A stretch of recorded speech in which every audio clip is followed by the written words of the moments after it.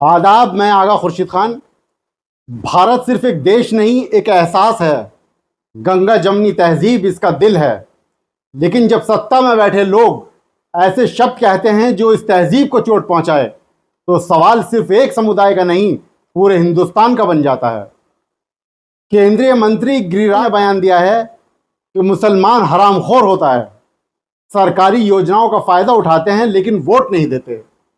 यह सिर्फ एक वाक्य नहीं था, ये शब्द जहर की तरह थे जो समाज की नसों में घुसकर नफरत फैलाते हैं। क्या एक मंत्री को यह शोभा देता है कि वो पूरे के पूरे समुदाय की नियत पर सवाल उठा दे? अच्छा तो बताबो दीदी, जेकरा तो मदद करे छो अब वो अगर बेईमान हो जाए तो ओकरा नमक हरामे न कहबो। भारत की असली ताकत उसकी विविधता है, जहां मंदिर की घंटी और मस्जिद की अजान एक साथ गूंजती है।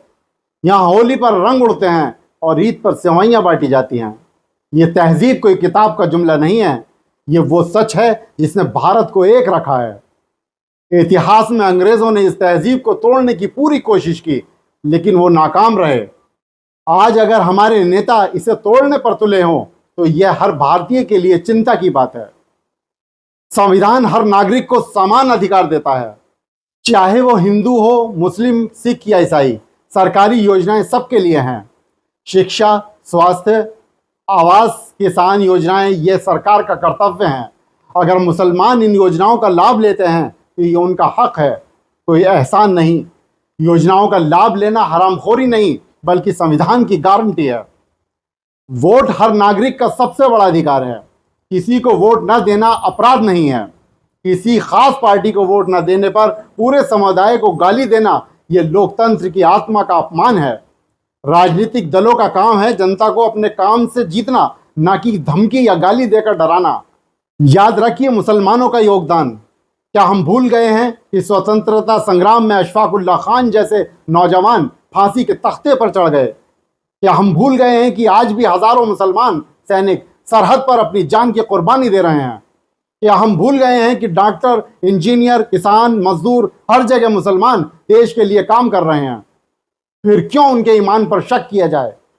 जब कोई मंत्री इस तरह की भाषा बोलता है तो असर सिर्फ चुनावी राजनीति तक नहीं रुकता, पड़ोसी पर शक करने लगता है।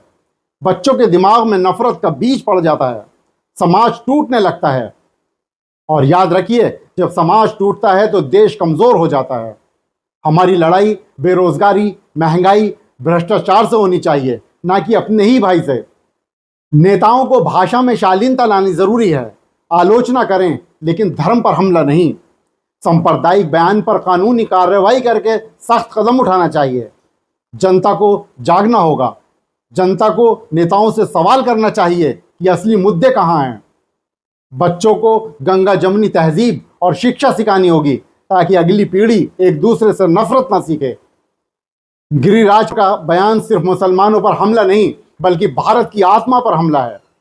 अगर हम चुप रहे तो कल किसी और समुदाय की बारी आएगी। हमें याद रखना होगा, गद्दार धर्म से नहीं, अपराध से पहचाने जाते हैं। जो देशभक्त हैं वे चाहे किसी भी धर्म का हो, उसका सम्मान होना चाहिए, और जो अपराधी है उसे कानून सजा दे। भारत की असली ताकत उसकी एकता और विविधता है। यही हमें सारी दुनिया में महान बनाती है। नेताओं से लेकर आम जनता तक इस ताकत को बचाना हर नागरिक का फर्ज है। दोस्तों, गंगा जमुनी तहजीब हमारी रगों में है। इसे कोई मंत्री, कोई बयान नहीं मिटा सकता, क्योंकि भारत किसी एक धर्म का नहीं है, सबका है। जो बांटते हैं मजहब से इंसानों के दिलों को, जो बांटते हैं मजहब से इंसानों के दिलों को, वो भूल जाते हैं कि खून का रंग सबका एक है। शुक्रिया।